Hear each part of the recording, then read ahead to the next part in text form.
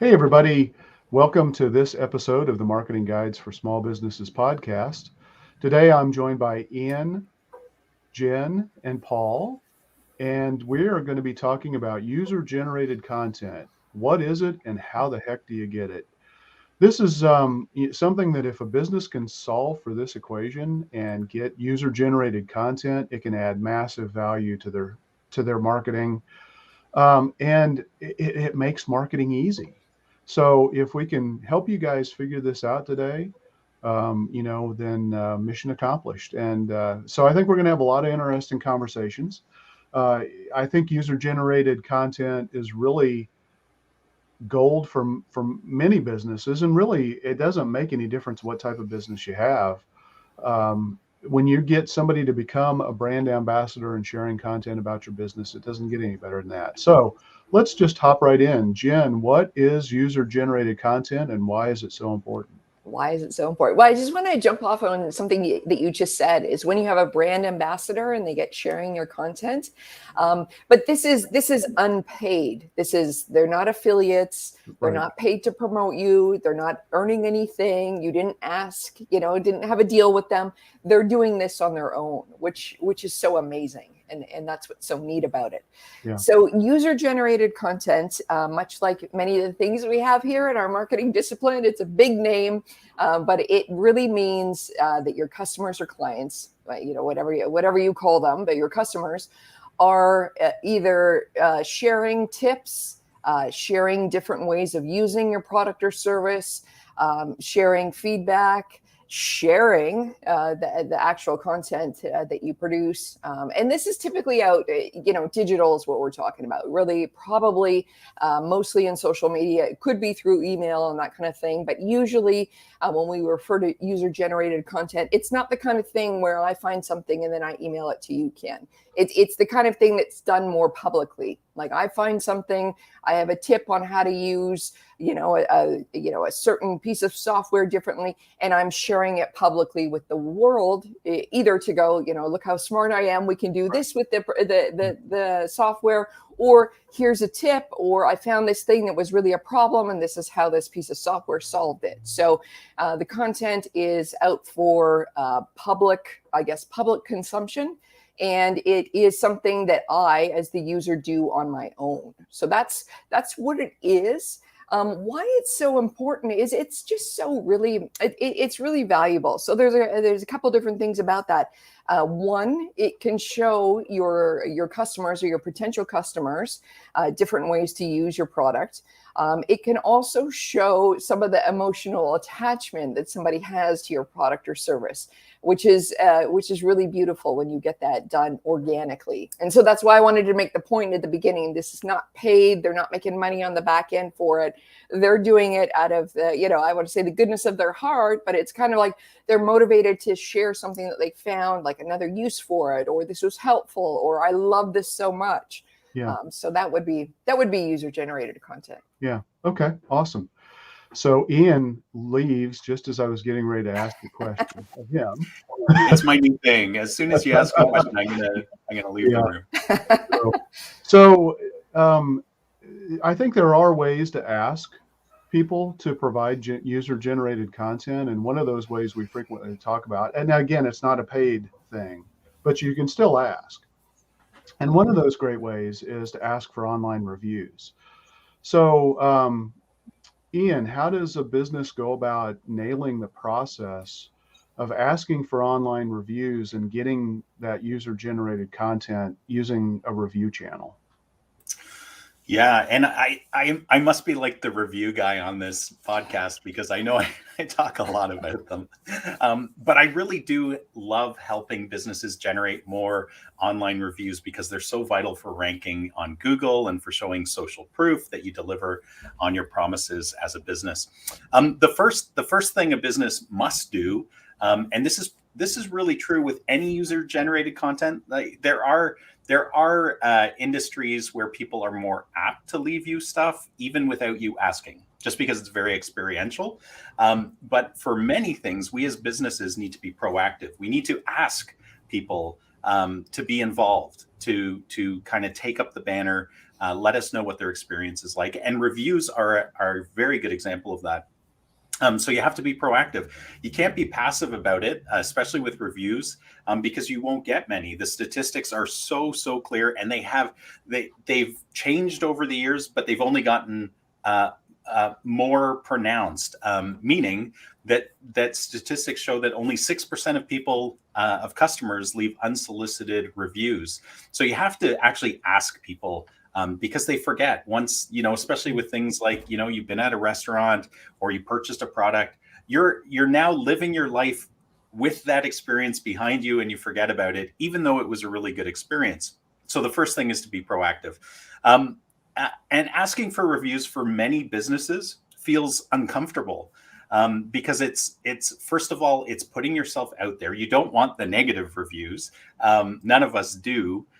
But we do need to hear back from customers. Right. And so we need to overcome that. And one of the ways we can overcome this feeling of discomfort in asking people to tell us what they think about us as a business is to actually have a review funnel system whereby as customers go through your business, they're basically automatically asked to leave reviews. So, ways I've seen that working really well is, old school kind of brick and mortar stuff. You can have a business card with a QR code where people take their phone, they take a picture of the QR code, it takes them to a review page, and then they give a star rating. The other option is, posters within your checkout area of wherever you are, whether it's a restaurant, a dental clinic, whatever it might be, a store of some kind, where there's a physical location. And then there's the digital versions, which work extremely well, where you have a drip campaign where you consistently, over a period of several days, you reach out to that customer and you say, hey, thanks so much for choosing us. We'd really like to hear about your experience with us. Please click on this link to leave us a review. And so email has been the most common way of doing that. And text now, SMS texting is an even better option because it gets, 90% response rate, whereas email's lower than that. So lots of options for you, but be sure to be persistent, like ask several times, and be sure to respond to the reviews. Like that's another part of user-generated content is you don't want crickets when people actually do proactively do something on behalf of your business, whether it's negative or positive. You need to handle that appropriately. And a little bit dispassionately, especially if it's a negative. You might even want to have a third party like your marketing agency handle some of that stuff because they can do it a little bit more appropriate and they understand the impact to your business without getting your hackles up or anything like that. Is hackles a term that everybody uses? Oh yeah, absolutely. Well, and negative reviews can be turned into a positive too if you do it in the right way. So that's certainly something to keep in mind. So Paul, let's come to you. Do you have a ninja way to generate viral referrals? Well, I guess the first thing we need to talk about is what's a viral referral or a viral loop, and it drives referrals for growth or continuous referrals for growth. And one of the best ways to do that is with a text messaging platform. And trying to figure out the best way to say this, but you get your customers to refer you, and that just kind of feeds on itself, and that's where the viral part of it comes in, and it just feeds on itself. So you turn your customers into fans that promote your business, and whether it's through text messaging, that's the best way to do it, but it just creates this viral loop, and that's what it's called. Yeah, I mean, I think a key component of this is gamification. So you actually give people the ability to earn rewards and points toward something that they perceive as value. It could be discounts. It could be, giving them free merchandise, shirts, hats, whatever. But the key thing is you want to give people a reason and an incentive to share content. So, you share a link to an offer Yeah. that, I was going to go into that a little bit later. Okay. All right.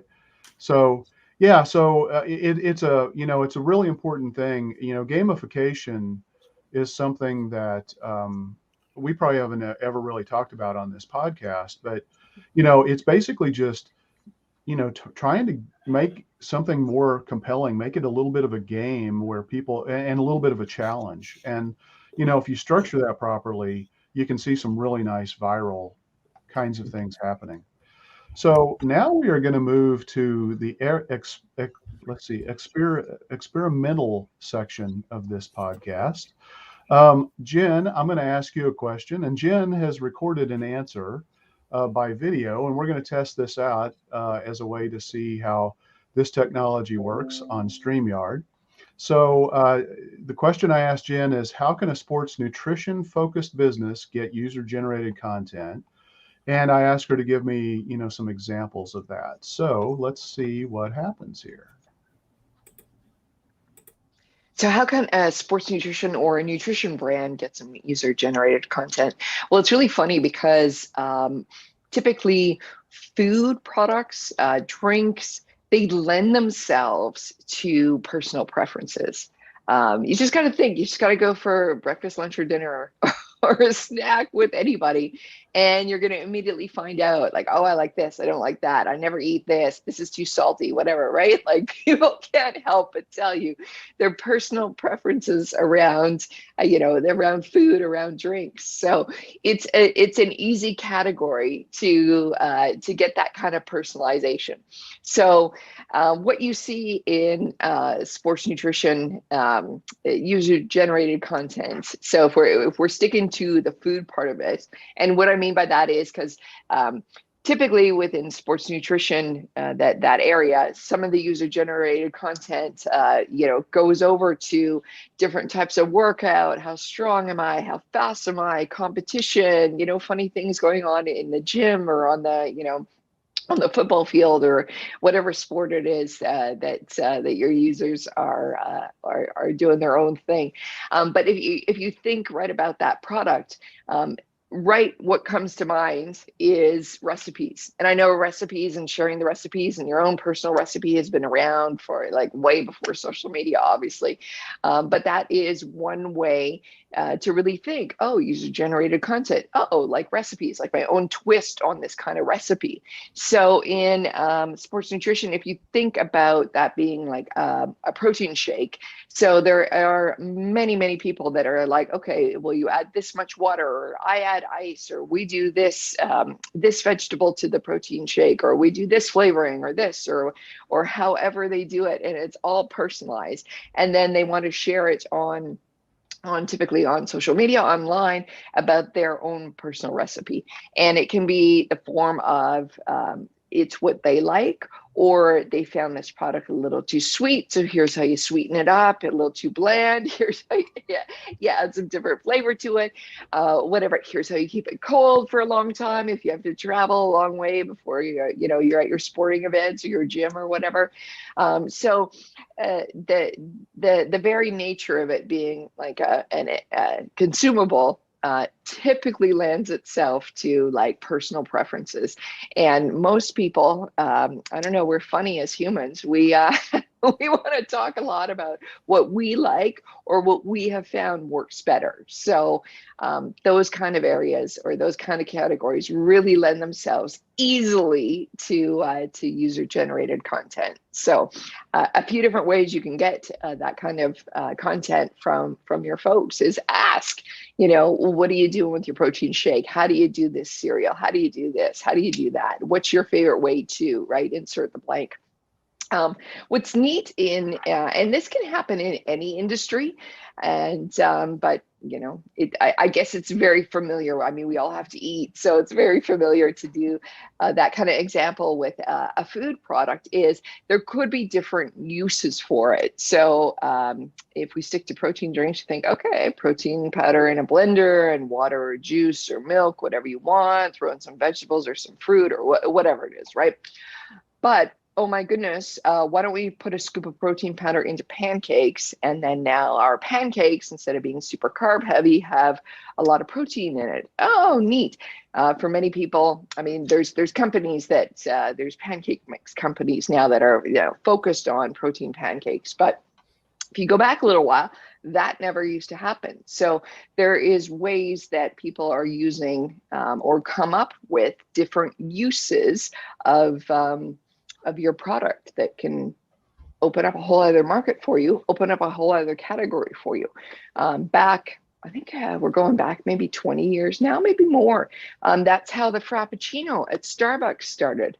I mean, when you say user-generated content, I mean, it was employees that came up with it, but they were, what they were doing? They were messing around with some ice and some coffee and just, blending up something that was, had a bit of, a different flavor to it, and boom, the Frappuccino was born. So the very same thing can happen for your product or service if you kind of let your customers kind of be mad scientists with it. So I think it's a great thing. And there's always people that want to share, like, look what I did. Look how I did this. Look how I solved this problem. Look how delicious, my recipe for this or that is. So it's a category that really lends itself to having your customers give their 2 cents into how they're using it and what works best for them.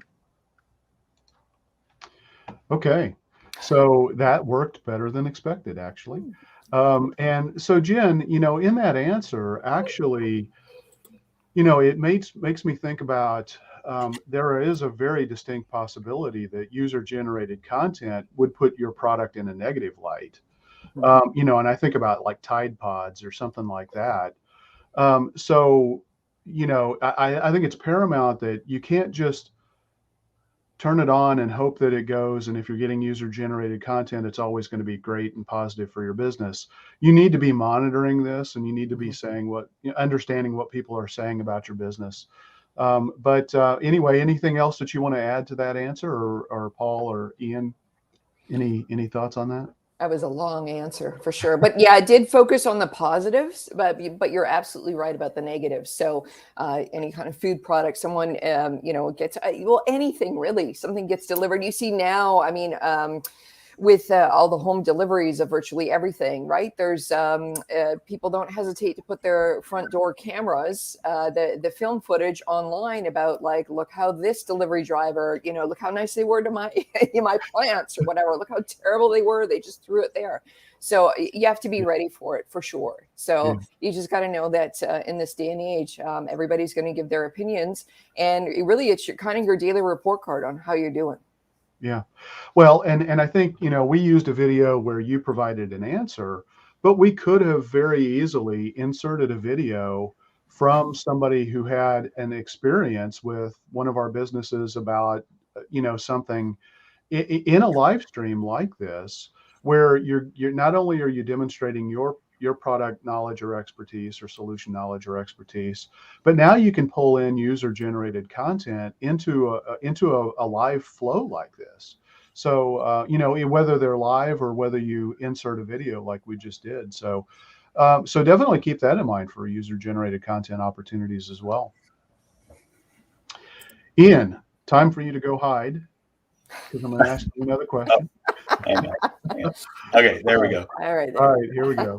All right, so some businesses have a real challenge when it comes to getting user-generated content, just by the nature of their business. And in fact, some businesses probably are prohibited from even asking for user-generated content. Can you talk about the types of businesses that should go all in for user-generated content versus some businesses that probably should largely stay away from it? Yeah, absolutely. And some of this is from personal experience, what I've come across in my journey of creating user-generated content for clients. But before I talk about who should go all in, I think it's good to talk a little bit about some of the industries where you need to be super careful. Industries that sometimes prohibit the asking and posting of user-generated content as a business. That doesn't mean the users can't post content. So I want to make that very clear. There is nothing in any authoritative body that says that your customers, your clients, or your patients can't post content online. Of course, that's their own liability as the customer, but they can put up whatever they want. But in many industries, the professional cannot ask or solicit that content. And a lot of times it's because the authoritative body says, hey, and I'll explain one industry that I came across this, and it actually was very surprising to me. And that was the veterinarian industry. I was working with a veterinarian, and that in this province where the veterinarian was, the authoritative body said you cannot ask for reviews, you cannot ask for anything, nor post it from customers, because you really, they weren't even supposed to post like pictures of the dogs or anything, because whatever would frame them as a better veterinarian than another veterinarian that this authoritative body governs, they said that's not appropriate for the public, which is crazy, right? We as consumers, that sounds like Facebook. Yeah, I mean, as consumers, we're like, but that's ridiculous. I want to know who the best veterinarian is for my dog, who cares the most, who posts pictures of the dog. But so fields that you have to be super careful in. There's probably tons of them, but veterinarians, some dental stuff, some medical stuff, lawyers is always a touchy area, which makes sense. But I always recommend that a business check with their governing body to understand what they can and can't do. Some governing bodies simply slap your hand if you do something. Others, you could get punitive damages against you because now they're trying to say, oh, you did something against our rules. We're trying to create a common rule set for all people in this industry. You need to pay up, resolve these issues, and pay up. Having said that, let's look at the positive side. So industries that could absolutely rock this, Jen touched on this in her video, is anything where you're having an experience, you're eating something, drinking something, going down a flume ride, going on a plane, anything you're experiencing as a person or your customers are experiencing, that's perfect.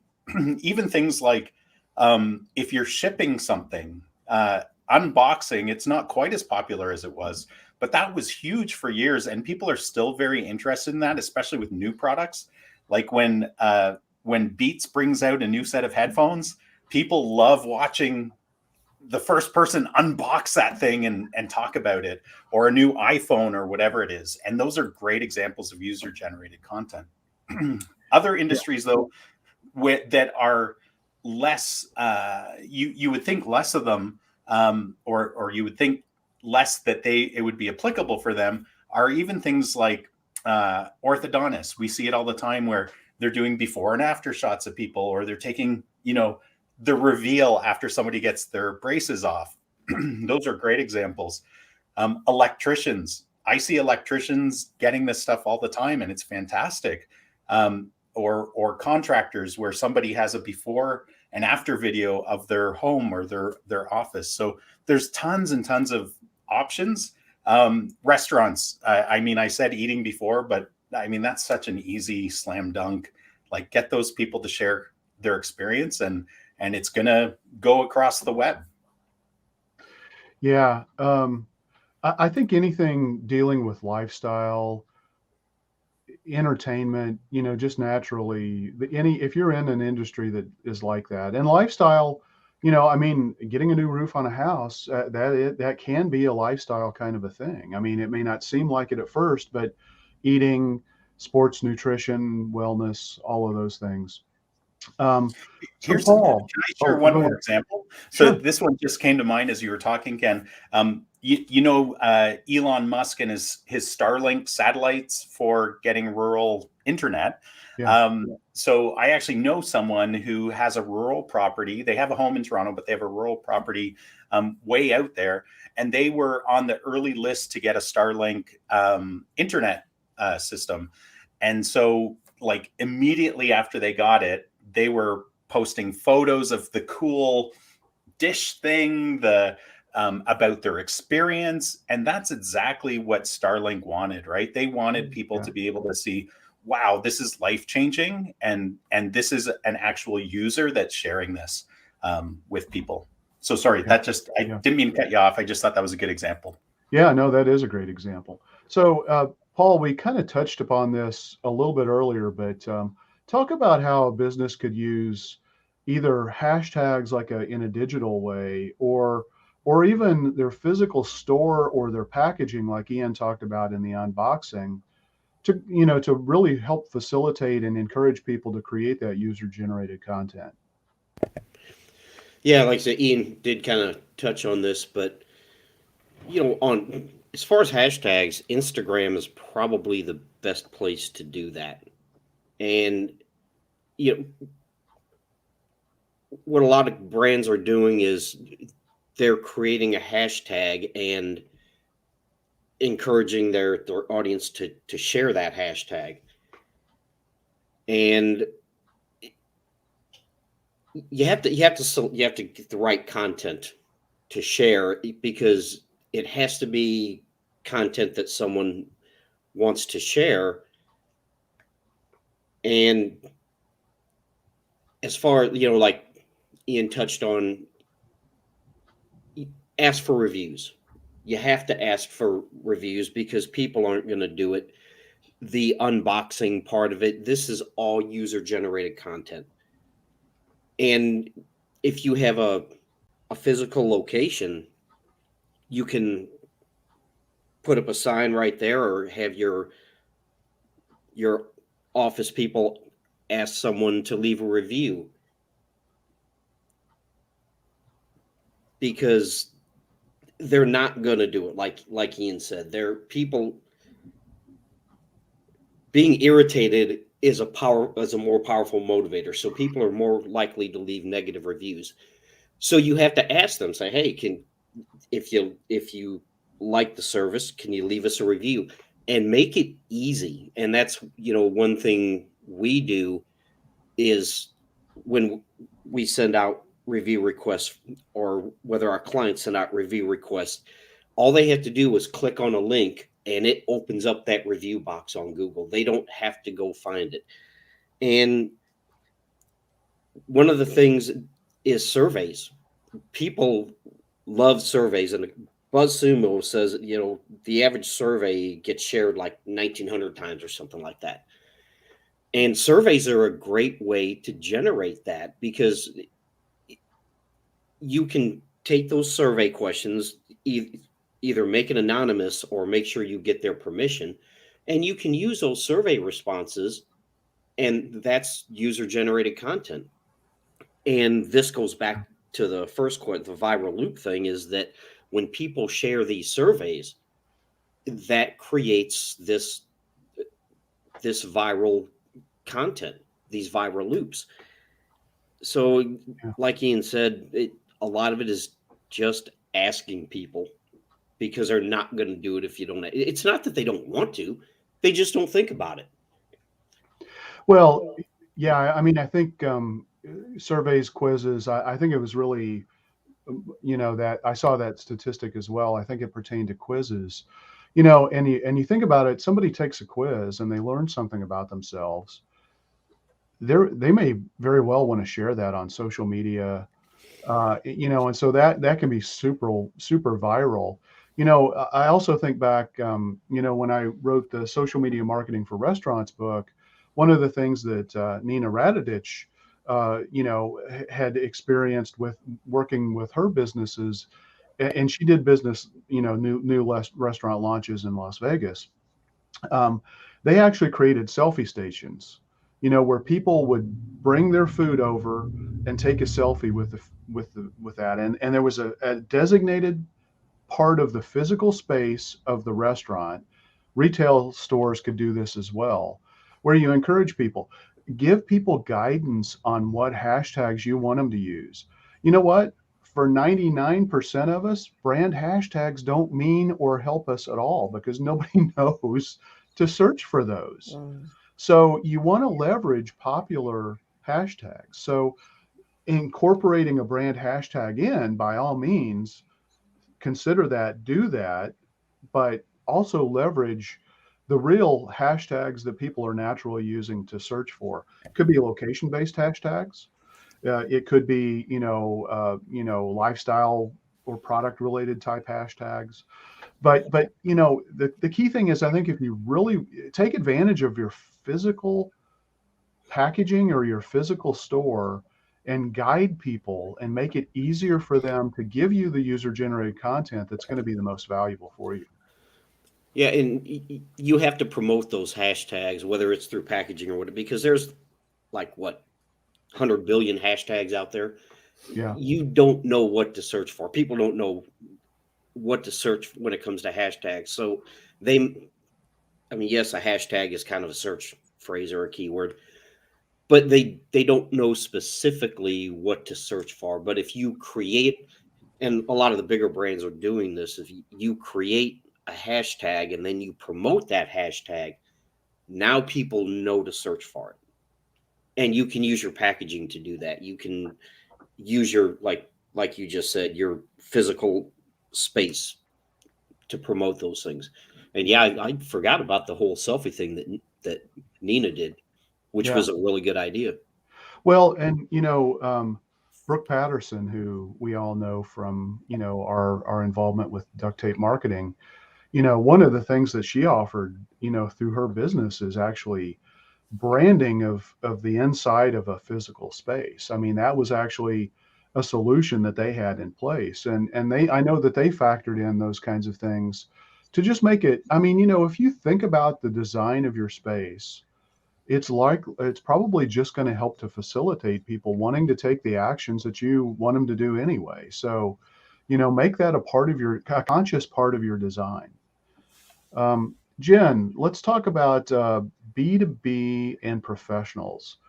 How do you recommend that they would get user-generated content? As Ian mentioned, a lot of those professions have limitations. I mean, in the US here, for example, up until May of 2021, financial advisors could not ask for reviews. Yeah. There are medical professions that have to be super careful about HIPAA requirements, where people might share individual health information.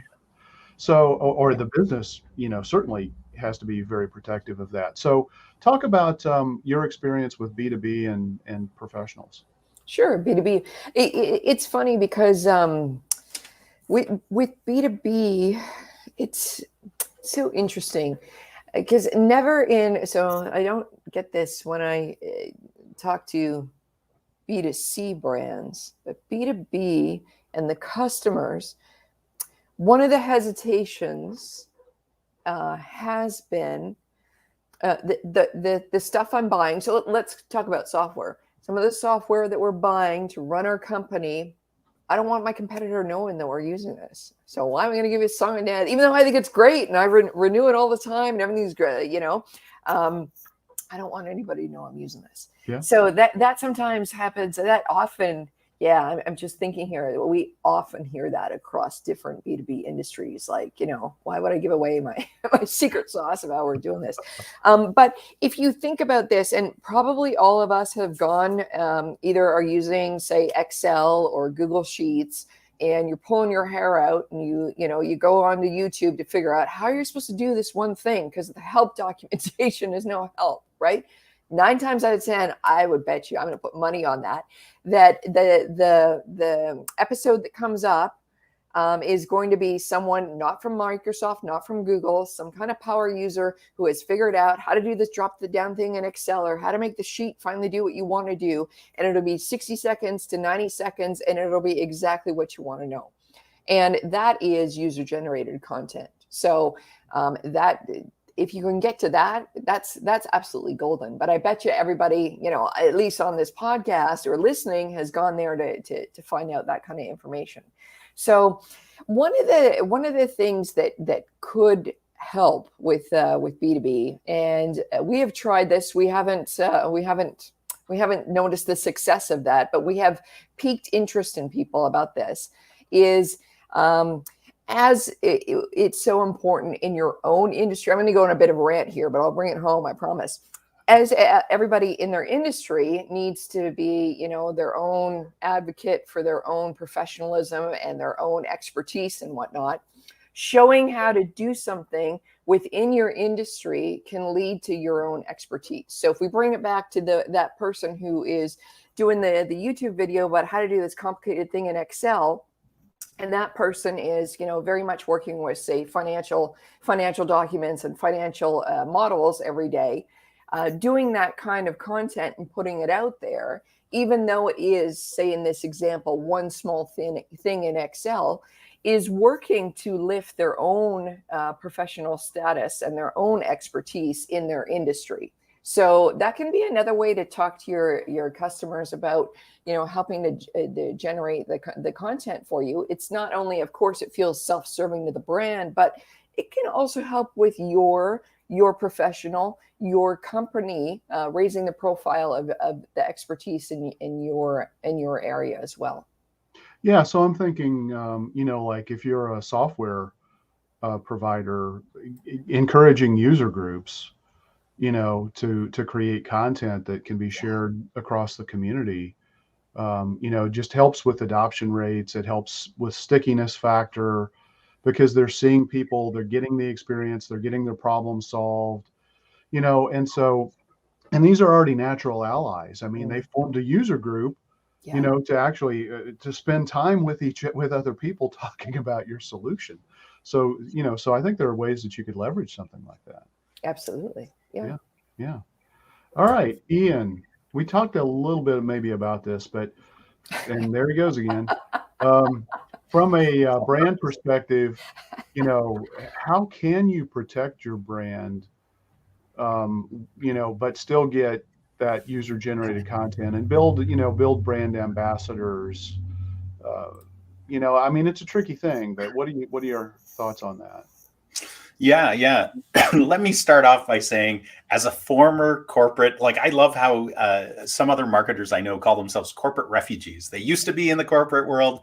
They escaped its clutches. But as a former corporate marketer, who especially was part of the early days of social media marketing, a lot of the brands I was involved in would not allow ourselves as brands to open the doors to any kind of, they were even hesitant to have a social media presence at all, or to ask for reviews, anything like that, because they knew that the potential, when you ask someone and open up the doors, you potentially are opening up the doors for some percentage of that to be negative. And they were scared of that. But as we've all seen in the industry, as time has gone by, the pros very much outweigh the cons. Jen talked about that a little bit. And so really, anytime you engage customers in social media and provide them with opportunities to share with the world their experience, you are relinquishing some control. And I think that was the big thing in the corporate world is, it was all about control. We have to control the medium. We have to control this platform. And so part of the learning we've all done is that, you have to relinquish some control. You obviously have to be super vigilant in watching what people are posting, responding professionally. If it's on a platform like Google or Facebook, and it's inappropriate, and it goes against policies, you certainly can't, if somebody's just sharing their experience and it was a bad experience, you need to respond appropriately.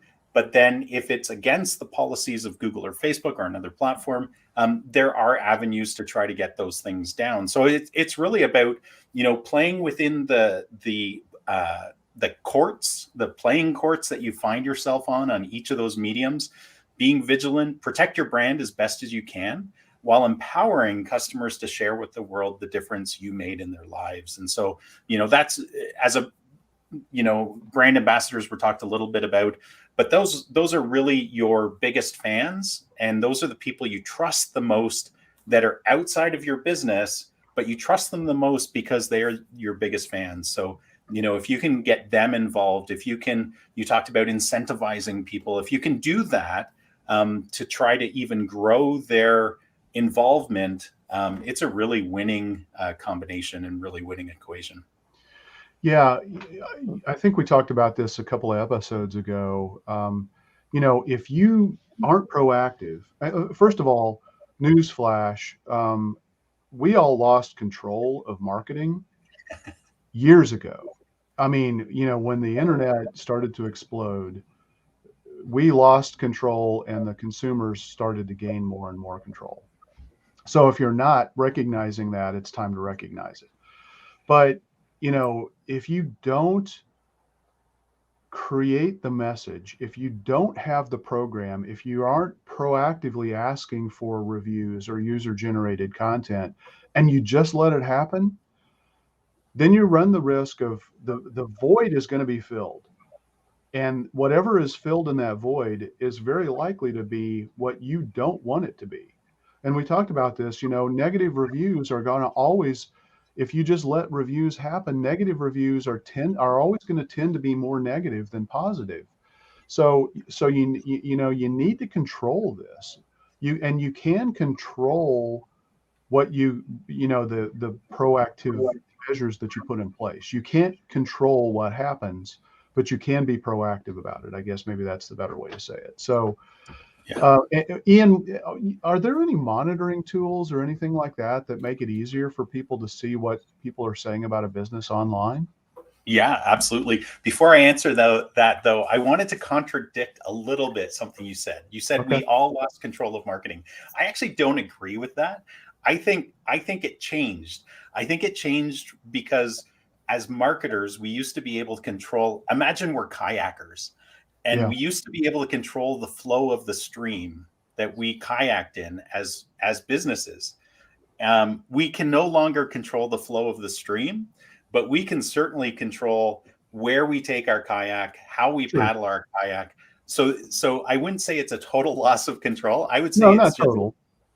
it's a different way of navigation, just to throw in another boating Yeah. thing there. Yeah. But but going back to your question, so monitoring, there are a ton of good monitoring tools out there that can some of them are omni-channel, which are the ones I would suggest for someone if you're serious about monitoring your reputation across different platforms, social platforms, Google reviews, all of that kind of stuff. An omni-channel review system for monitoring and being able to respond saves a ton of time, makes it easy. It also allows you to build processes within your business with your staff in order to do that. So, you don't necessarily need a dedicated marketer to monitor this stuff. It could be somebody's addition to their job if they have the right system and if they're given some really good guidelines about, hey, when you see a negative review, don't get all upset because you know who this person is. Here are some canned, precast templated responses. You get to choose it, but don't go all crazy on them. Well, and I think that's important too, to have a response so that other people recognize that you are paying attention and that people's opinions do matter. We can't all eliminate every bad experience that somebody might have, but we can mitigate, the impact of those and show that we're human and recognize that we are trying to do better. And I think that, that's an important consideration. Yeah, and Paul. it's Oh, go ahead. statistically, like as far as if we're talking reviews, like the statistics show that consumers look at both positive and negative reviews because they want to understand, first of all, what are people saying about you negatively? Sometimes, as a consumer, I look at a negative review of a restaurant and I'm like, that's you're way out there. You're crazy. Like to have expectations that a restaurant can even do that, right? Yeah. But then it's about how the restaurant responds to that person. Is it Is it in, do they care that the person shared their experience, and are they trying to resolve the issue? And if a business is doing that, I think we as consumers, whether it's B2B, B2C, we care about how people respond, and that actually plays a part in our equation of understanding, the quality and integrity of a business. Yeah. Paul, what about how can you use user-generated content to help with search engine optimization? Well, there's actually a few things that you can do. One thing on the technical side, if you will, is that, schema, which is structured data, actually has a UGC tag that search engines recognize. And so that gives search engines new content, relevant content for your business or your brand. And user-generated content also, it helps with SEO, because when people share it, it can create natural backlinks, which, we talk about the importance of backlinks, and user-generated content creates that naturally. And you can also use that from an internal linking perspective. And it helps you rank for long tail keywords, which, we don't think about these things, but user generated content, when we talk about writing content, the days of keyword stuffing are gone. It'll get you penalized. And Google will tell you write for the user. But as marketers, a lot of times when we write content, sometimes we don't think about that. But user generated content, they're not looking at it from a marketing perspective. So user generated content is naturally written for the consumer. They're sharing your brand, what they like about it.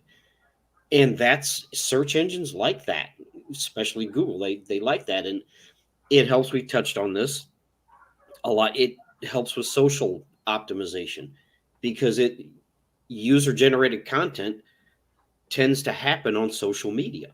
So it helps your social profile. And so all those things together boost your SEO. So, do brand mentions actually send signals that are valuable from an SEO perspective? If you're a big national brand, yes. Or if you're a well-known local brand, it can. If you're unknown, this goes back to something we've talked about in other podcasts, is that if you're unknown, then that's another marketing issue.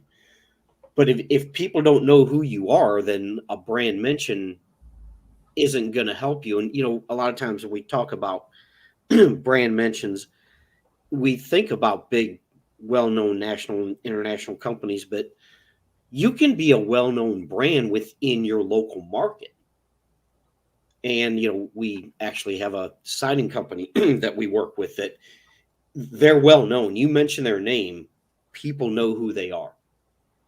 And so, yes, it definitely can, if you have that brand recognition, even if it's just local. But you have to, if you don't have that, then you have to work to create it. All right. So we're getting close to the time we normally try to wrap up, but I've got to ask one more question. And it's kind of, I'm a little surprised that I haven't heard an answer that includes this yet. And that is the role of contests to help create user-generated content.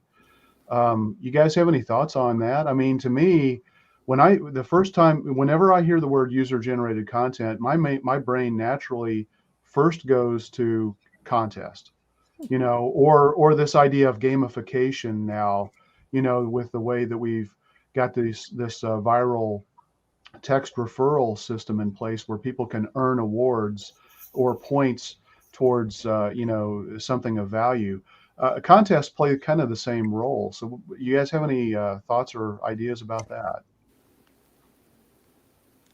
Yeah, I can jump in. I've certainly seen them be very successful. So I would kind of put them into two camps.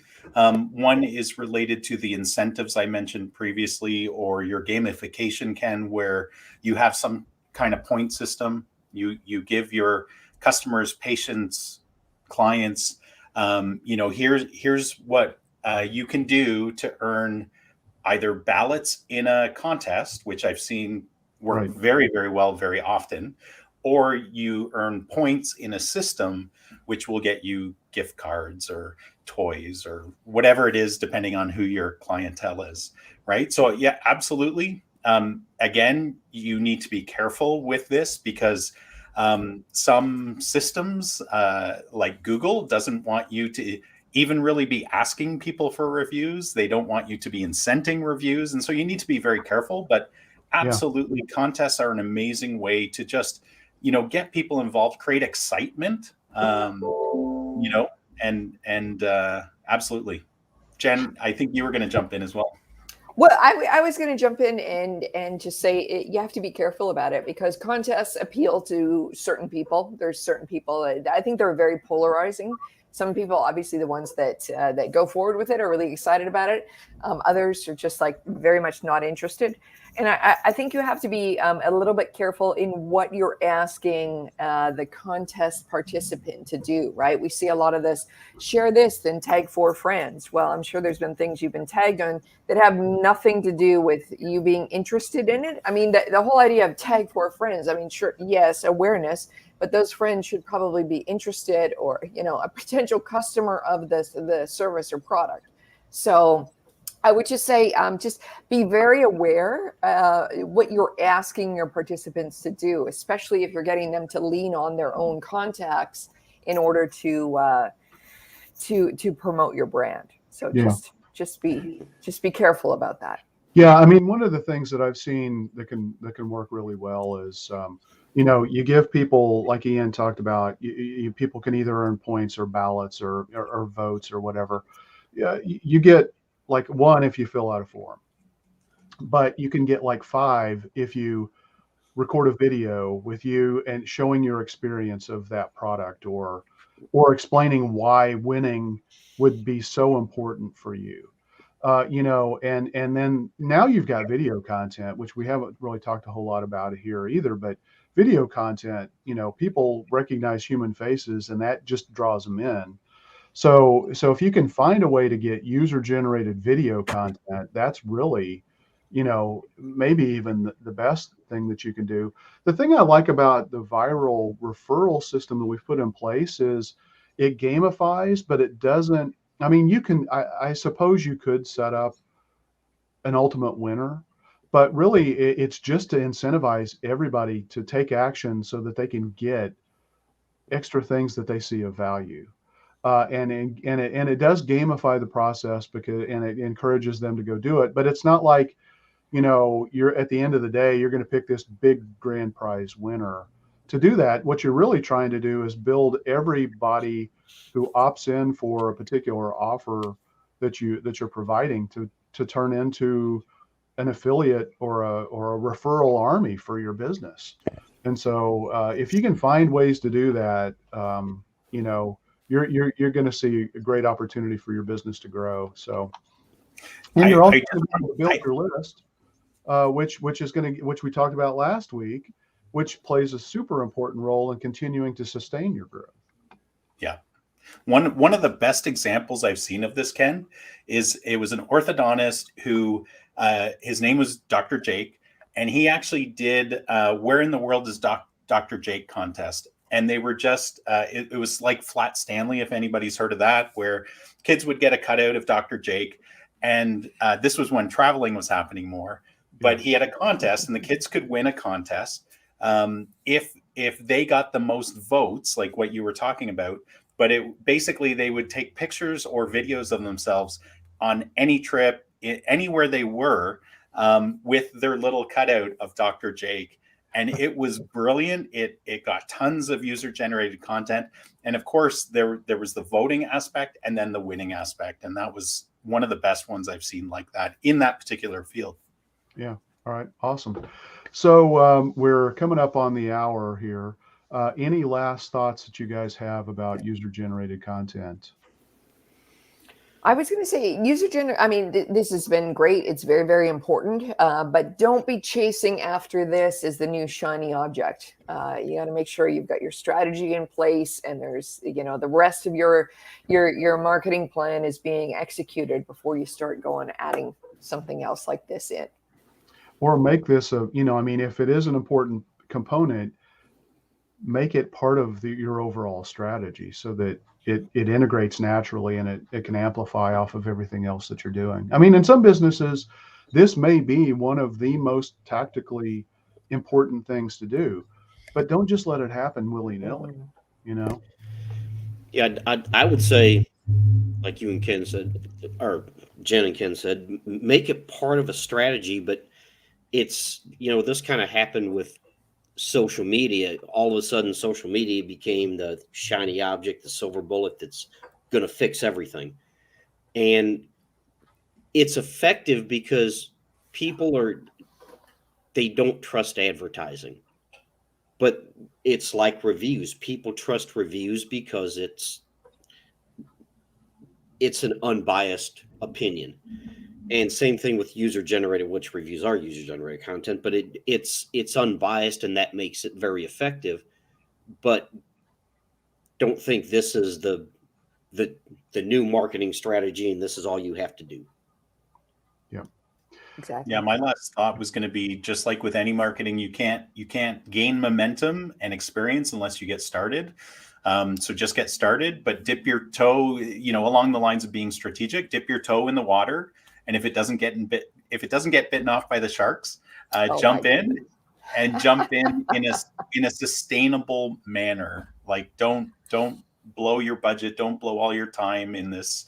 It's part of a larger strategy, just like you guys said. Yeah. All right, so we'll wrap it up there. Thanks everybody for listening or watching, and please, if you like what we talk about on this, subscribe and write a review about us on your favorite podcast platform, and certainly share this. You can do us all a favor if you guys help us share this out and create some user-generated content for this podcast. We would greatly appreciate that. So thanks everybody, and we'll talk to you next week.